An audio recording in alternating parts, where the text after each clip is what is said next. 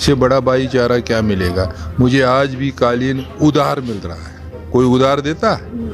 ایک ایک قالین 6-6 لاکھ کا ہے, 8-8 لاکھ کا ہے. میرے کشمیری بھائی کبھی ایسا مجھ سے گریز نہیں کرتے, نہیں آپ پہلے روپیہ رکھو, پیسے دو پھر قالین دیں گے, نہیں. انہوں نے مجھے پورا سپورٹ کیا, پورا تعاون دیا. میرے پاس 3 مہینے سے ڈل سے سبزی مفت آ رہی ہے. میں ان کو کہتا ہوں بھائی پیسے, بولتے نہیں آپ نے ہمارے لیے بہت اچھا کام. کشمیری پنڈت ہی مائیگریٹ نہیں ہوا, میرے مسلم بھائی بھی مائیگریٹ ہو گئے میرے ساتھ, جن کا بزنس افیکٹ ہوگا وہ بھی دلی آئے. انہوں نے بھی دلی سے ہی ایکسپورٹ, کیونکہ ہمارا جو انٹرنیشنل بائر وہ کشمیر نہیں آیا, وہ صرف دلی تک آیا ہے. اس وقت ہمارے ساتھ مدن کول جی ہے, جو کہ ایک کشمیری پنڈت ہے اور پرومیننٹ بزنس مین ہے جموں کشمیر کے اندر. ان سے ان کے بارے میں جانتے ہیں. آپ کا خیر مقدم کرتے ہیں مارننگ کشمیر میں. سب سے پہلے آپ سے آپ کے بارے میں جانیں گے. میرا نام مدن کول ہے. میں نے یہاں پڑھائی کی ہے ایس پی کالج سے, پھر میں نے باٹنی میں MSc کیا.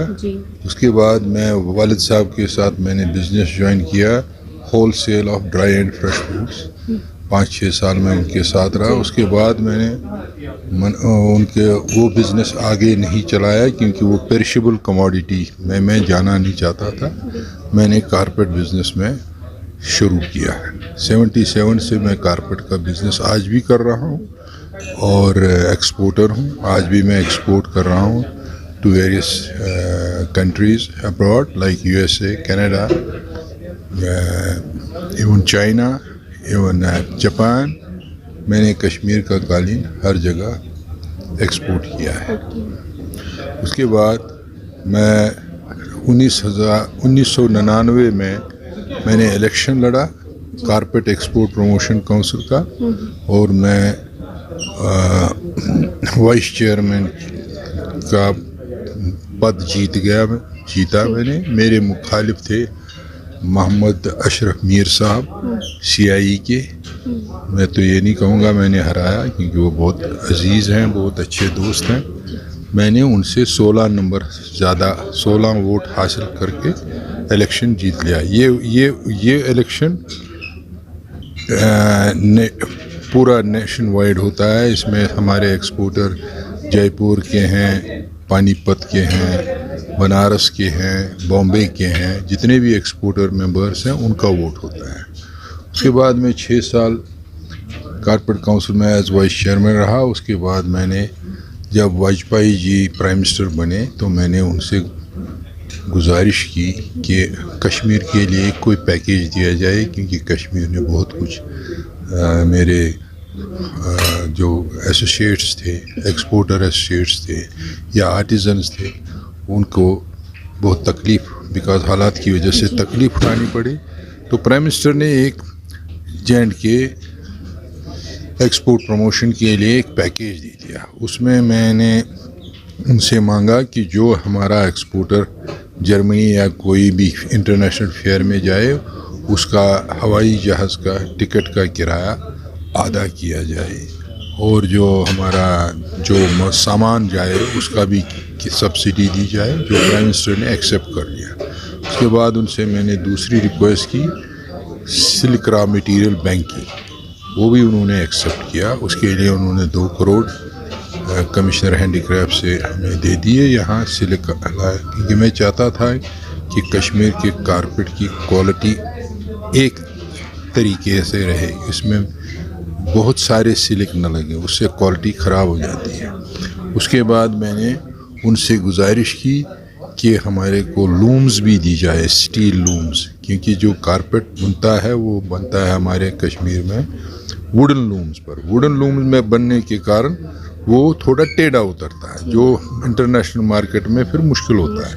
اس کے لیے انہوں نے پھر ہمیں سٹیل لومز J&K پیکیج میں دے دی, اور وہ لومز بھی یہاں ڈسٹریبیوٹ ہو گئی, اور بہت 10 سال کارپیٹ کا بہت بوم رہا, اور کشمیری سلک کارپیٹ کا. اس کے بعد 2003 کے بعد میں نے ایک لیکچر دیا کارپیٹ انڈسٹری کے بارے میں, ہینوور فیئر جو جرمنی میں بہت بڑا فیئر ہے اس میں دیا. وہاں چائنیز جرنلسٹ نے کچھ لکھا. اس کے بعد مجھے China chamber of commerce and food stuff نے VIP ممبر انوائٹ کیا بورڈ میں VIP ممبر بن گیا. انہوں نے میری بہت عزت کی اور میں ان کے بورڈ میں VIP ممبر رہا. بہت ساری ایگزیبیشن کمیٹیاں میں کشمیری کارپیٹ کو چائنا بھی لے گیا. انہوں نے بولا یہ کیا ہے؟ میں نے کہا آپ کا قالین اچھا ہے لیکن ہمارا بھی برا نہیں ہے. تو بڑے امپریس ہوئے. انہوں نے ہمارے قالین کو بہت سراہا. اور ایک اور آرٹ کو وہ یہاں آئے, میں پہلے ان کا ڈیلیگیشن کشمیر میں بھی لیا. انہوں نے یہاں نمدہ کو بڑھانے کی کوشش کی جو ہمارا نمدہ آرٹ ہے, لیکن کیا بدقسمتی رہی, جب بھی وہ ہمارا سیمپلنگ تیار ہو گئی وہ ان کے معیار کے مطابق نہیں بنا. اس لیے میں پھر اس کے بعد میں اپنا کاروبار ایسے ہی چلا رہا ہوں. اور پھر میں ایجوکیشن میں بھی گیا. ایجوکیشن میں پہلان گروپ آف انسٹیٹیوشن کے ساتھ جڑ گیا. ان کے سارے پروگرام میں نے اچھے دیکھے. تو اسی سلسلے میں نے میرین سروسز کے بارے میں یہاں کشمیر میں بتایا لوگوں کو کہ اس میں آپ بچوں کو ڈالیے. یہ امپلائمنٹ گارنٹیڈ اسکیم ہے. اس میں کوئی ڈھونڈنے کی ضرورت ہی نہیں ہے. اور جو بچے اچھے ہوں گے ان کی اچھی جو کروز لائن میں لگیں گے ان کی منیمم سیلری $900 جو قریب بنتی ہے 80,000 روپے شروع میں. اس کو کوئی کم نہیں کر سکتا. انٹرنیشنل رول ہے. اور میں چاہتا ہوں کہ ہمارے کشمیر کے بچے, نوجوان بچے اس میں آئیں, ہمارے کالج سے ٹریننگ کریں 3 مہینے کی. اور دوسری بات, میں نے جموں کشمیر لداخ کے لیے ایک خاص پیکیج آج اناؤنس کر دی کہ اس 1 سال میں جتنے بھی بچے آئیں گے, چاہے 1000 آئیں 2000 آئیں, جتنے بھی آئیں گے, ان کو ہم ہاسٹل فری دیں گے, فوڈ فری دیں گے. اس کے ساتھ ہم ان کا جو وہاں پر سوئمنگ فری دیں گے, کیونکہ کالج میں ہم سوئمنگ کے بھی چارجز لیتے ہیں اور گیمز کے لیے بھی چارج لیتے ہیں. وہ بھی ہم اپنے جموں کشمیر کے بچوں کے لیے فری کریں. اچھا, کشمیر کے لیے ایز اے کشمیری پنڈت آپ نے بہت کچھ کیا ہے. ایجوکیشن سیکٹر کی بات کریں یا پھر ہینڈی کرافٹ سیکٹر کی بات کریں, تو مائیگریشن کے ٹائم کیا آپ نے مائیگریشن کی بہت ساری مشکلات کشمیری پنڈتس کو دیکھنے پڑی؟ مشکلاتیں آئی, کوئی ایسی بات نہیں ہے. جو آپ کو پتہ ہوگا کہ یہاں پر حالات کی وجہ سے میں کشمیری پنڈت ہی مائیگریٹ نہیں ہوا. میرے مسلم بھائی بھی مائیگریٹ ہو گئے میرے ساتھ, جن کا بزنس افیکٹ ہوگا وہ بھی دلی آئے. انہوں نے بھی دلی سے ہی ایکسپورٹ کی, کیونکہ ہمارا جو انٹرنیشنل بائر وہ کشمیر نہیں آیا, پھر وہ صرف دلی تک آیا. اس وجہ سے ہم سب کو کم سے کم ہم 300 ایکسپورٹر یہاں سے سکونت کر گئے دلی میں, اور دلی سے ہم نے کام شروع کیا. اس میں کوئی ایسی بات نہیں ہے. مشکلاتیں آتی ہیں, یہ تو زندگی کا دستور ہے. ہموار کوئی رہتا نہیں. کوئی سب چیزیں زندگی میں آپ کو پلیٹ فارم پر نہیں ملتی ہیں. تو ابھی بھی آپ ادھر ہی رہتے ہیں, سیٹلڈ ہیں فیملی کے ساتھ؟ میں فیملی کے ساتھ رہتا ہوں یہاں, اور میں یہاں میرا گھر ہے, میں اسی میں رہتا ہوں. تو آپ مجھے بتائیں بھائی چارہ کس طرح سے ہے ابھی بھی اگر بات کریں؟ میں آپ کو یہ بتاؤں گا, بینگ اے کشمیری پنڈت مجھے اس سے بڑا بھائی چارہ کیا ملے گا. مجھے آج بھی قالین ادھار مل رہا ہے. کوئی ادھار دیتا ہے؟ ایک قالین 6 لاکھ کا ہے, 8 لاکھ کا ہے. میرے کشمیری بھائی کبھی ایسا مجھ سے گریز نہیں کرتے, نہیں آپ پہلے روپیہ رکھو, پیسے دو, پھر قالین دیں گے. نہیں, انہوں نے مجھے پورا سپورٹ کیا, پورا تعاون دیا. اور میں تو چاہتا ہوں کہ سرکار ہمیں انسینٹیو نہ دے, اسی کاریگر کو انسینٹیو دیتے. ہم تو انسینٹیو کے حقدار نہیں ہیں, حقدار وہی آرٹیزن ہے. مجھے اس وقت بہت تکلیف سے کہنا پڑتا ہے, جب میں وائس چیئرمین تھا ہمارے آرٹیزنس کی تعداد 6 لاکھ سے اوپر تھی, جو گٹ کر اب مجھے نہیں لگتا 50,000 بھی رہی. مجھے وہ اس بات کی افسوس سے کہنا پڑتا ہے کہ وہ ہاتھ چلے گئے. کوئی سومو چلا رہا ہے, کوئی رکشہ چلا رہا ہے. یہ جو سونے کے ہاتھ تھے آرٹ کے, وہ اب اس کام میں لگ گئے جو ہر کوئی کر سکتا ہے. کارپیٹ ہر کوئی نہیں بن سکتا. کارپیٹ کے لیے ٹریننگ کی بہت ضرورت ہے, وہ بڑا ٹف جاب ہے. میں تو سرکار سے بھی آج بھی گزارش کرتا ہوں کہ اس ایک سیکٹر کو پورا, یہ امپلائمنٹ جنریٹنگ سیکٹر ہے, سیلف امپلائمنٹ جنریٹنگ سیکٹر ہے. اس میں ہماری ماں بہنیں بھی وابستہ رہتی ہے.